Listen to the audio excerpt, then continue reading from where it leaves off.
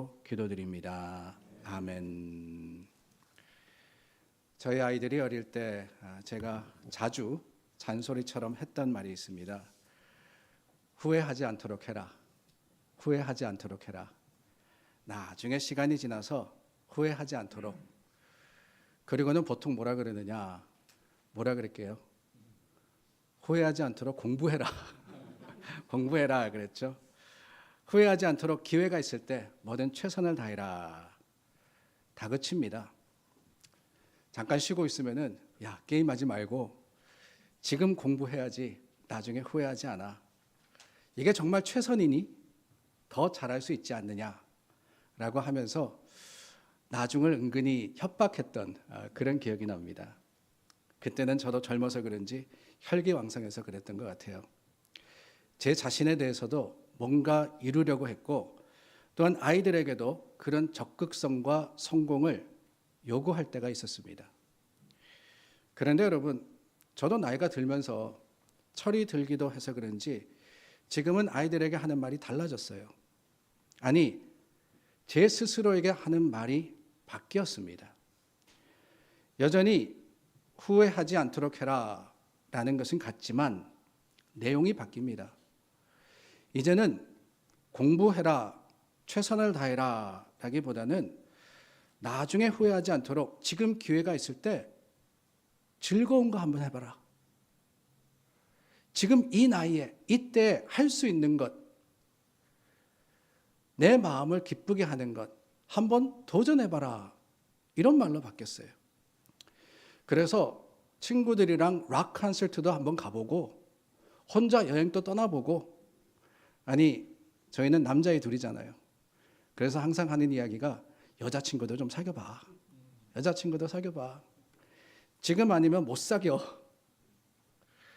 후회하지 않도록 여러 가지를 해보라고 말하면서 그 중에 또 하나는 다름이 아니라 베풀 수 있을 때 좀 베풀어 봐라 라고 가르칩니다.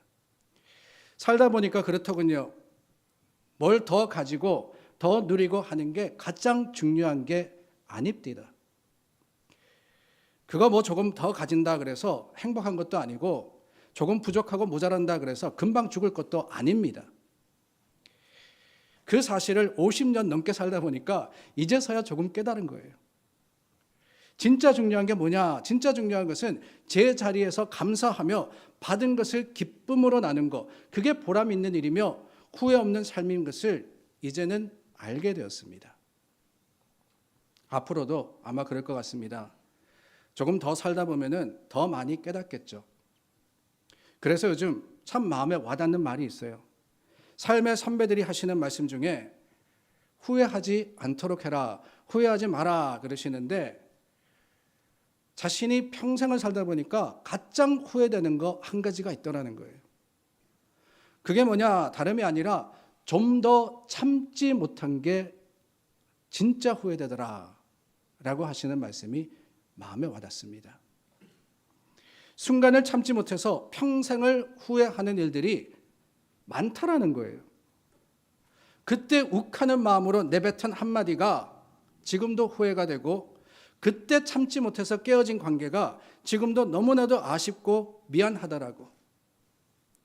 상황과 자신에 있어서 조금 더 기다렸다면, 조금 더 인내했다면, 아니 그때로 돌아갈 수만 있다면 더 참았을 텐데, 조금 더 용납했을 텐데, 조금 더 품었을 텐데, 그런 후회하지 않도록 지금 조금 더 참아라 라고 하시는 말씀이 마음에 와닿습니다. 오늘 본문에 보면 예수님이 제자들에게 하신 말씀이 있죠. 51절 말씀에 보니까 이것까지 참으라 라고 하셨어요. 이것까지 참으라. 계속해서 사순절 기간 중 예수님이 십자가를 향해 가신 그 마지막 날의 행적을 쫓아가고 있습니다. 본문의 사건을 우리는 너무나도 잘 알고 있습니다. 겟세마네 동산에서 밤이 새도록 기도하신 예수님께서 가룟 유다의 배신으로 체포되는 바로 그 일이 본문 아닙니까? 유다가 무리를 이끌고 예수님이 늘 기도하시던 그곳에 도착했습니다. 상황이 긴박하게 돌아갑니다. 그때 49절과 50절 말씀해 보니까 제자들이 칼을 들고 저항하려고 했고 그 중에 한 사람, 요한복음은 같은 사건을 기록하면서 이 사람이 베드로였다라고 했습니다. 베드로가 칼을 들어서 대제사장의 종의 귀를 쳐서 떨어뜨립니다. 그런데 여러분, 의아하지 않으십니까? 겟세마네, 예수님께서 자주 오셔서 기도하시던 곳입니다. 기도의 장소인데 왜 그곳에 있던 제자들이 칼로 무장하고 있었을까? 도대체 칼이 어디서 난 거냐? 다름이 아니라 저희가 읽지는 않았지만 앞부분 겟세마네 기도 앞 본문인 22장 36절서부터 보면은 예수님께서 제자들에게 십자가의 죽음을 예시하시면서 말씀하십니다. 검 없는 자는 겉옷을 팔아 살지어다. 칼 없는 자는 겉옷을 팔아서 칼을 사라라고 하십니다. 아니, 왜 갑자기 겉옷을 팔아 검을 사라 하실까? 그 이야기를 들은 제자들이 마침 칼 2개가 있어서 여기 있습니다 라고 예수님께 말씀을 드렸어요. 그랬더니만 예수님께서 족하다라고 하셨거든요. 물론 이 예수님의 말씀은 진짜 칼로 무장하라는 것은 아닙니다.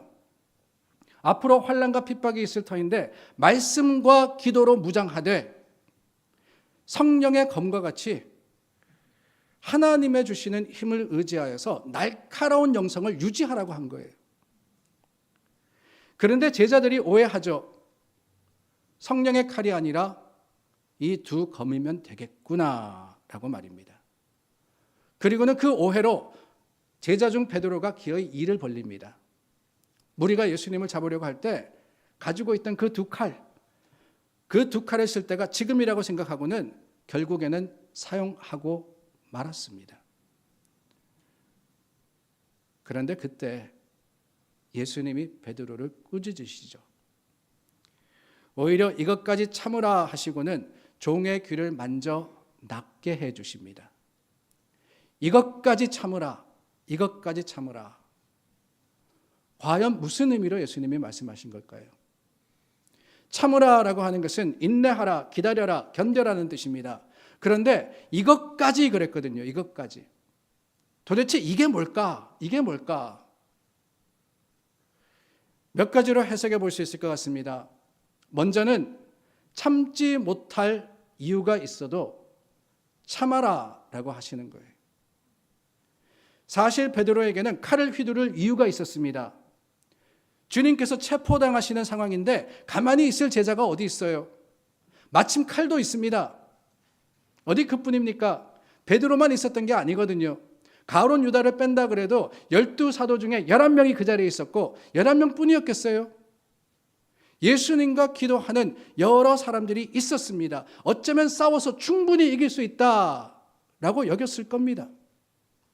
아니, 이기지 못한다 해도 그 사이 예수님께서 안전하게 피하실 수 있는 기회를 만들 수도 있지 않습니까? 싸워야 하는 이유가 있는 거예요. 우리도 상대방을 향해서 미움의 칼을 들 만한 충분한 이유가 있을 때가 있습니다.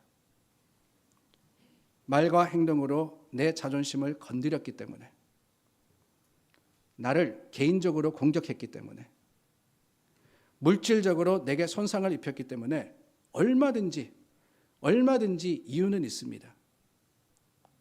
그 사람만은 용서할 수 없다고, 내게 어떻게 했는데 절대로 나는 용서 못한다고, 참을 만큼 참았다 그러죠. 이제 더 이상 참을 수 없다 그럽니다. 내 눈에 흙이 들어가기 전에는 용서할 수 없고 반드시 내가 저 사람 잘 되는지 봐야 되겠다. 이런 생각을 우리가 가질 수 있는 충분한 타당한 이유가 있을 때가 있다는 거예요. 그러나 여러분, 예수님이 뭐라 그러십니까? 그렇다 할지라도 참으라라고 하시는 겁니다. 그 이유가 뭡니까? 다름이 아니죠. 하나님이 우리를 참으셨기 때문입니다. 우리 주님이 지신 십자가는 이유가 있음에도 참으신 하나님의 용서의 십자가였지 않습니까? 주님이 흘리신 보혈은 이유가 있음에도 우리를 구하기 위해서 흘려주신 보혈이었습니다. 우리가 범죄했는데 주님께서 채찍 맞으셨고, 우리가 악을 행했지만은 예수님께서 대신 고난당하시고 십자가 위에 피 흘리시고 돌아가셨습니다. 용서받을 수 없는 자를 용서하신 주님의 놀라운 사랑이 증거된 것이, 그게 바로 예수님의 피가 묻은 십자가였다는 거예요. 그 사랑받은 우리가 섭섭하다고, 손해봤다고 기회만 오면 칼을 들어 휘두른다면 우리는 십자가에 부끄러울 뿐만 아니라 어떻게 되겠어요? 결국엔 온통 칼부림 이 천지가 되지 않겠습니까? 내가 칼을 휘두르면 상대방은 가만히 있겠어요? 상대방도 맞아치는 거예요. 그러면 나도 가만히 있을 수가 없습니다. 결국엔 쌓이고 쌓이는 거 아닙니까? 왜 분쟁하고 왜 전쟁합니까? 다른 게 아니죠. 참지 못해서 그런 거예요. 참지 못해서. 주님의 뜻은 이것까지 참으라입니다. 원수는 원수로 갚는 게 아니라 사랑으로 갚으라라고 하시는 거죠. 그러므로 여러분, 오늘 이 시간이 모든 용서할 수 없는 이유, 미워할 수밖에 없는 모든 이유들이 십자가 아래서 여지없이 부서지는 거룩한 시간이 될 수 있기를 바랍니다. 오늘 이곳이 분명히 미워해야 할 이유, 칼을 뽑아야 할 충분한 이유가 있음에도 불구하고 우리가 십자가를 바라보기 때문에 저 십자가의 은혜를 내가 받았음을 다시 한번 기억하고 우리가 그 사랑에 겹기 때문에 주님 안에서 내 속에 있는 여러 가지 미움과 여러 가지 질투와 여러 가지 악한 생각들을 다 주님의 발 앞에 내려놓는 그런 예배의 시간이 될 수 있기를 바랍니다. 이것까지의 또 다른 의미가 있습니다. 그것은 다름이 아니라 바운더리, 경계가 아닌가 하는 생각이 들어요. 그 이상은 안 된다는 거예요. 그 이상은. 영어 성경에 보니까 이것까지 참으라를 No more of this 이렇게 했습니다. No more of this. 이것 이상은 안 된다는 거예요. 이것 이상은. 예수님께서 이것까지 참으라고 말씀하신 것이 언제냐? 다름이 아니라 베드로가 종의 귀를 잘랐을 때입니다. 그러므로 예수님께서 이것 이상은 안 된다라고 하시는 것은 오른쪽 귀를 자른 것 이상, 그 이상은 안 된다는 거예요. 만일 예수님께서 그렇게 말씀하지 않으셨다면 어떤 일이 벌어졌겠습니까? 분명히 베드로는 이 종의 왼쪽 귀도 잘랐을 겁니다. 그리고 한 걸음 더 나아가 그의 목을 베었을 거예요. 그 전에 멈춘다. 쉽지 않아요. 우리가 흔히 말하지 않습니까? 참을 만큼 참았다라고 말입니다. 그런데 여러분, 참을 만큼이 얼마만큼입니까? 내가 만큼이라고 하는데, 내가 스스로 경계를 정하는데 그 경계를 쉽게 지킬 수 있습니까? 솔직히 원수를 갚을 때 받은 만큼만 갚아주느냐? 절대로 아닙니다. 미움에는 절제가 있을 수가 없어요. 한 번 미워하는 죄의 마음이 우리에게 들어오면 절대로 내가 요만큼만 미워해야지, 요만큼만 갚아줘야지, 아닙니다. 끝장을 보게 되어 있는 거예요. 내 감정과 이성이 절대로 경계가 되지 못합니다. 그렇기 때문에 우리는 인내가 필요한 순간에 주님의 말씀을 기억해야 하는 거예요. 이것까지. 내가 경계를 정하는 것이 아니라 주님의 말씀이 최종적인 경계가 되어야 됩니다. 칼을 들고 공격하고 싶을 때 말씀을 기억하세요. 원수를 뭐라고요? 기억 못하셔요? 그러니까 문제가 되는 거예요. 말씀을 기억해야 되는 거예요. 원수를 사랑하라라고 하셨잖아요. 사랑하라. 데살로니가전서 5장 14절 말씀해 보니까 모든 사람에게 오래 참으라라고 했습니다. 모든 사람에게 한 번 더 인내하라는 거예요. 한 번 더. 어디까지요? 십자가에 이르기까지 말입니다. 물론 잘 되지 않습니다. 그러니까 죄인이며 마음은 원이로되 육신이 약하다라고 우리가 고백하지 않습니까? 제자들도 그랬어요. 칼을 들었는데 베었는데 어디 참을 수 있었겠습니까? 그러나 예수님께서 이것까지 라고 했을 때 그제서야 베드로는 정신을 차리지 않았습니까? 참는 법을 배운 겁니다. 주님의 말씀, 그 말씀이 경계임을 깨달았을 때 이들은 말씀대로 십자가를 향할 수 있었고 그 말씀대로 이루어졌던 겁니다. 그렇습니다. 이것까지 참으라 라는 그 말씀의 또 다른 뜻은 바로 그겁니다. 그냥 버려두라. 헬라어 성경에 보니까 에아테 에오스 투투라고 이 구절을 표현을 했습니다. 근데 이 말은 직역하면은 이들을 내버려 두라입니다. 즉 거기 몰려온 사람들이 예수님을 체포하려고 하는 것을 막지 말라는 거예요. 그냥 나를 잡아가도록 너희들 그냥 가만히 둬. Let them. 예수님이 왜 그렇게 말씀하셨습니까? 다름이 아니죠. 예수님께서 체포되어서 십자가에 못 박혀 죽으시는 것이 하나님의 뜻임을 예수님이 아셨던 거예요. 그래서 마태복음은 똑같은 사건을 기록하면서 베드로가 종의 귀를 잘랐을 때 예수님께서 이렇게 말씀하셨다고 기록합니다. 너는 내가 내 아버지께 구하여 지금 12군단 더 되는 천사를 보내시게 할 수 없는 줄로 아느냐.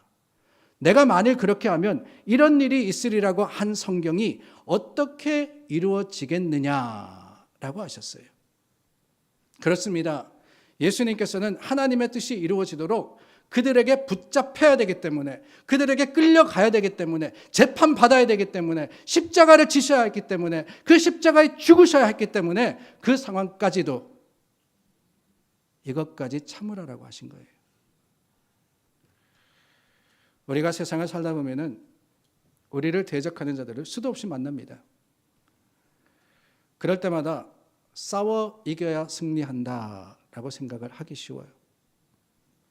이 상황에서 내가 최선을 다해가지고 내 힘을 다해가지고 맞부딪혀야지만 손해보지 않아.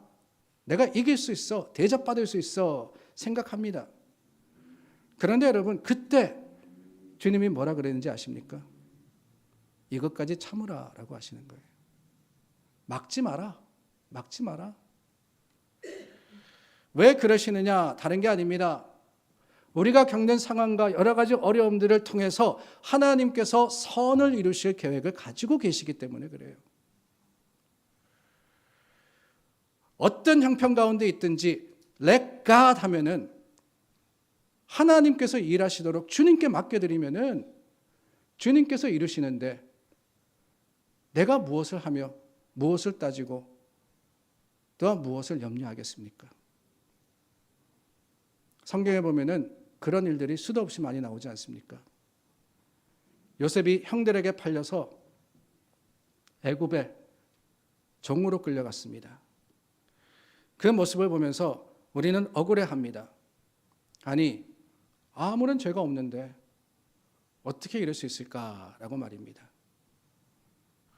아니, 하나님은 왜 그 상황에서 요셉을 구해주지 않으셨습니까?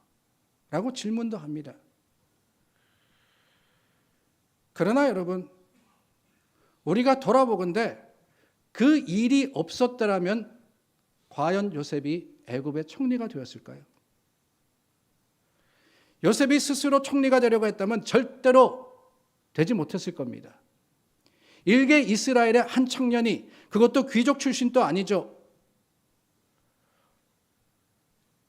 12아들 중에 11번째 아들이 아무리 뛰어나다 할지라도, 아무리 노력하고 애쓴다 할지라도 애굽이라는 큰 나라의 총리가 될 수 없습니다.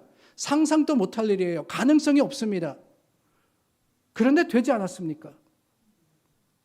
어디 그뿐입니까? 애굽에 팔려가서 억울한 마음에 자신이 처한 상황에서 최선을 다해 모든 일을 하려고 한 것이 아니라 그저 마음에 앙금을 가지고 칼을 갈고 있었다면 어떻게 됐겠어요?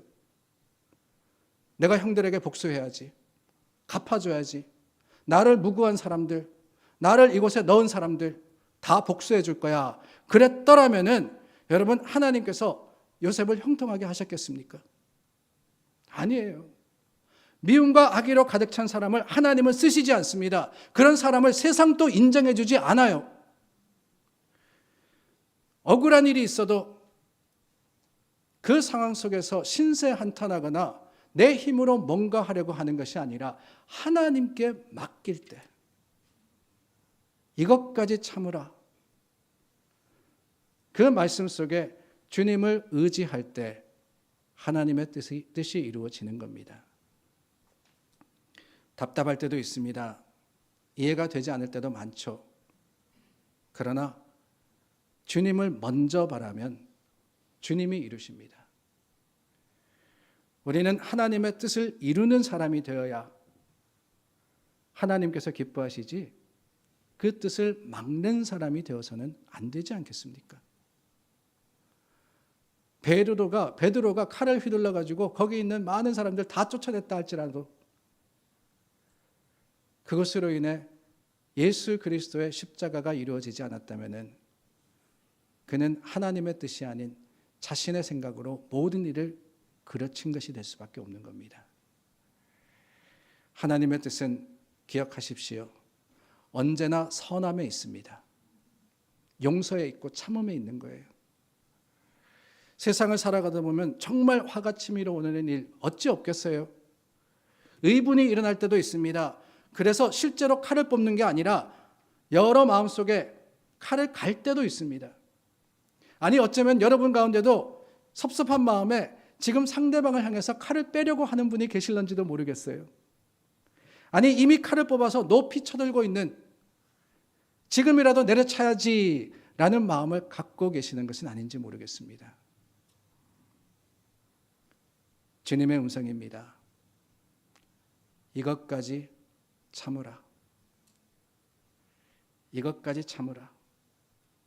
여기서 멈춰야 됩니다. 더 이상은 가지 말아야 됩니다. 내 마음속에 있는 모든 응어리진 것과 내 마음속에 있는 아픔과 고통은 주님 앞에 내려놓는 거지, 내가 그것을 가지고 휘둘러서는 안 되는 거예요. 오늘 주님의 말씀, 십자가를 향하신 그 발걸음을 따라가며 다시 한번 예수 그리스도의 말씀과 그 마음이 우리의 것이 될 수 있기를 간절히 소망합니다. 기도하겠습니다.